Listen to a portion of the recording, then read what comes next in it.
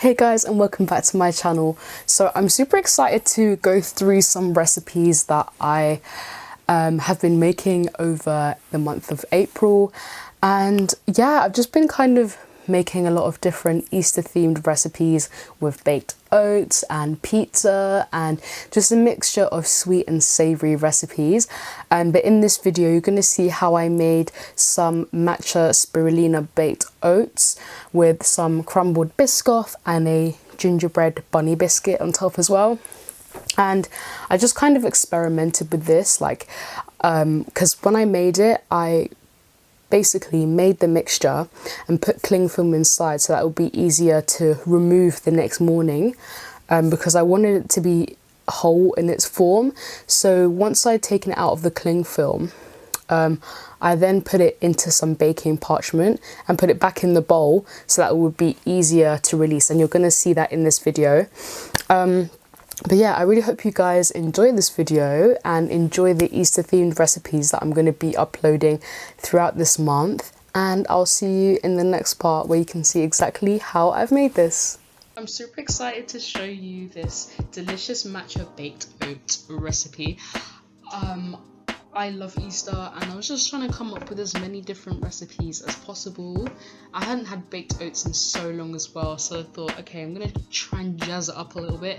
I have like so many orders, well, I made quite a few orders from My Protein over lockdown with like the pancake mixes, and I didn't actually realise it didn't have egg in it. Yep, I should have checked. So yeah, I decided to just use some of what I had to combine to this baked oats recipe, because I thought maybe if I added it to it, it might give it a sort of cake-like texture. So I just popped in about 60 grams of oats, and it's literally just oat flour. So if you don't have oat flour, you can literally just get some rolled oats and pop them in a blender and they will get really fine. But just use whatever you like, I'm sure it will still work. And then I put in a tablespoon of matcha pancake mix as well, along with a teaspoon of truvia sweetener. So when I actually made this, I ended up making the batter in the bowl. And then because I was going to put it in the oven, I wanted to have it in its whole form. So I took it out and put some baking parchment inside so that it would be easy to take out and easy to bake. Yeah, because as I said, I wanted it to kind of resemble a cake-like shape, and that was the easiest way to do it because I didn't have a silicone mold at this type of shape. And then I also just added a little bit of flax seeds and about 200 mils of oat milk, because I just wanted to, for the flaxseed, just kind of have a little bit of a different texture. And then oat milk, I normally have soya milk, so I'm just trying to incorporate in another different style. So here you can see me transferring it from the parchment paper, and it wasn't still quite cooked enough, so I just cleaned up with the edges on that plate and put it back in the oven for another like 15 minutes. So overall it took about 25 minutes because it was in the freezer. And here I'm making some delicious carrot juice. So I blended up literally 1 carrot because I felt that would fit inside the bottle that you're going to see, that I put it into. And then I put in some fresh ginger, like half a cube of fresh ginger.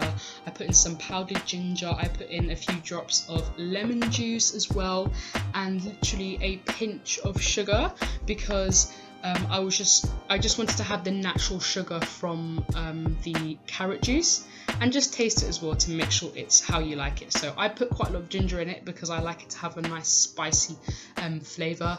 And once that's ready, you can just press it with a spoon in the sieve and pour into a jar. So this bottle I actually got from one of the the cold coffees that you can get in the supermarkets, and I just decided to reuse that bottle because it looks so cute, and I didn't really have anything else to put it in that I thought would look aesthetically good.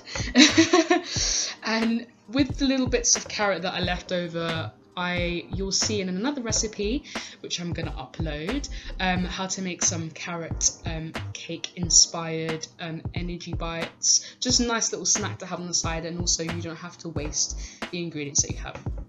So now I'm going to get to decorating this, and I love this part when I'm making something, and I just pop some dairy-free soy yogurt on the outside as my sort of icing. and I just pop that all the way around the edges.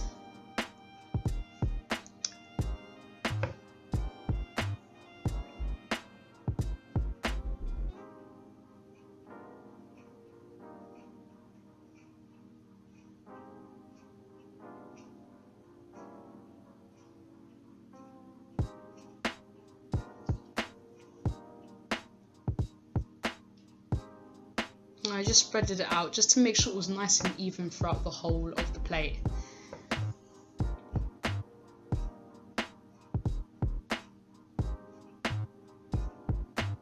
And then for the next part, biscoff biscuits. I love them, they taste so good, and I thought it would be good to just kind of have a different sort of texture on the outside. This is meant to be the soil kind of gathered around this grassy hill that a bunny will be sitting on top of. So yeah, that's my idea with this plate of food. And yeah, I love the biscoff biscuits. They have such a nice sort of caramelly, cinnamony flavour. And yeah, it just works well to kind of have a crunch against the baked oats, which can sometimes still be quite soft in the center. But with this, it did actually come out more like a cakey texture, so I'd highly recommend it to you guys if you're wanting to sort of have it more like a cake. I know cake for breakfast, it sounds a bit weird, but it's really indulgent and really delicious, and it really does work with pancake mix. You can use any type of one you like. So now I'm gonna add that bunny on the top to give it that really nice Easter feeling. I got these from the co-op and I just made a little slit in the baked oats just so that it could fit in there nicely. And then I had these chocolate ice pens because I just wanted to put a drizzle on the top of the cake just so that there could be a slight design on there. And also just have a little bit of chocolate because Easter is the time of Easter eggs and chocolate and just all the sweets and the treats, so I wanted to sort of have another element of deliciousness on there. So yeah, my icing skills aren't the best, but you know, I just thought it would kind of bring it all together, just kind of having something else on top. Yeah. And then I just did it the other way as well because I felt it looked a bit odd, it only being one way. So yeah, just wanted to kind of still have another pattern on top of it as well. I just filled in any little bits where the icing didn't quite go the length of the way I was designing it on, if that makes sense. I don't know if it does, but yeah. And there we have it. This is what it's looking like so far, and then I'm just gonna stick the little bunny in there. And honestly guys, this was such a delicious recipe and it was so fun to make. I really enjoyed it with the fresh carrot juice that I had, and I cannot wait to make this again and create another delicious Easter recipe for you guys. So I really hope you guys enjoyed this recipe. It was honestly so much fun to make, and I normally just kind of like play around with recipes and just see if something works. Sometimes it does, sometimes it doesn't.